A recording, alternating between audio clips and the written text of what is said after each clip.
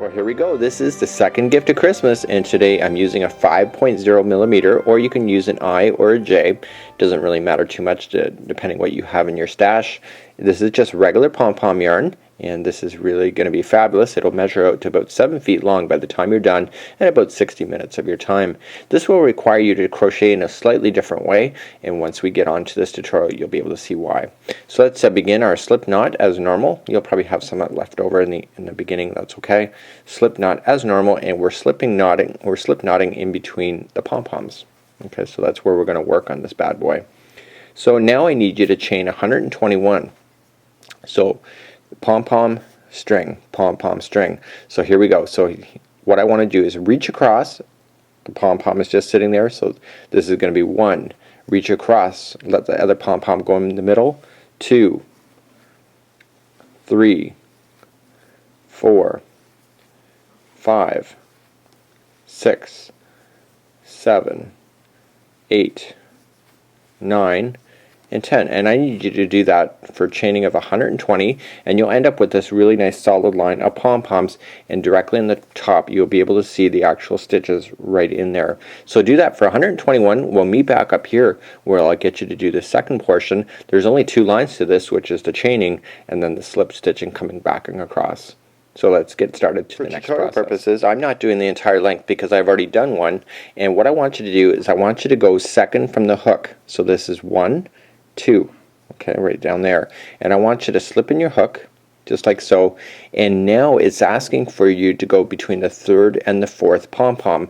So just going back, okay, and you want to bring it forward. So I got 3 in between. I want between the 3rd and the 4th, and I want to just lay it on the top. This is how different that I crochet. Lay it on the top, drag it through and through. We're just slip stitching. Okay, the next one, what I want you to do is before you do anything and measure out what you need, just slip it into the next one in, okay, and then count. It's just easier if it's already in. So what I want to go, and the second one I want to go between the 5th and the 6th. So 1, 2, 3, 4, 5, and the 6th. So I want to go between 5 and 6, lay it on top, and pull through and through. So the very next one, I'm going to just look for it here. It's actually really simple. This is one of those projects where I found it very difficult to be sitting on a couch. Get it yourself onto a table. It's a lot easier. So this is now going to want between the 3rd and the 4th. So 1, 2, 3, and 4. Bring it forward. Okay. Lay it on top of your hook, pulling it through and through. Okay. Grab the next one. So basically what you're seeing here is the complete pattern. So this one's going to be between the 5th and the 6th. So every other one it's going to be between the 3rd and the 4th, and the other ones are going to be 5th and the 6th. So 1, 2, 3, 4, 5, and 6.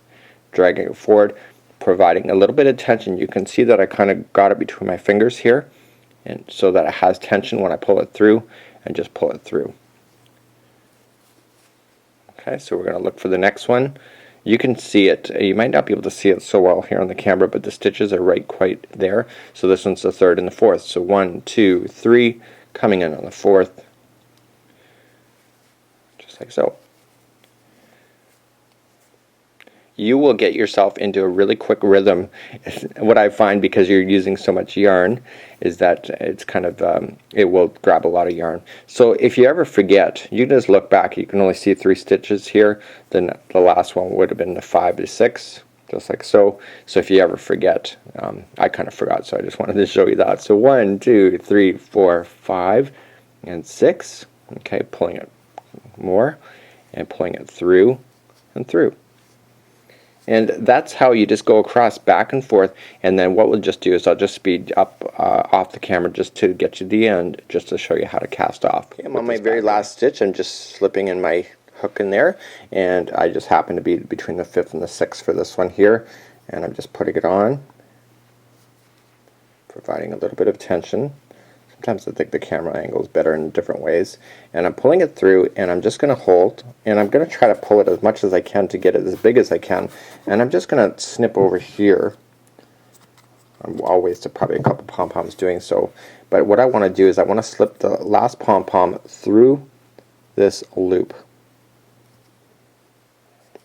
Okay, get it through, Then I can take off my crochet hook, just like so. And what I want to just do now is that I just want to tie by hand the remainder of this together.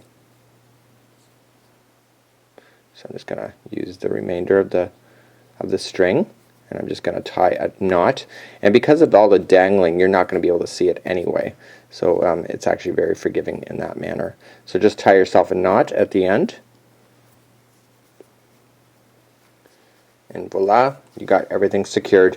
And this would be a sample, just a rough sample of what one would look like if you were to do it. So in the beginning, when you had some left over at the front, you could just trim them off. You don't have to be too exact. You don't have to be too exact because the danglies are going to hide all of the loose ends anyway. So this is a really great idea.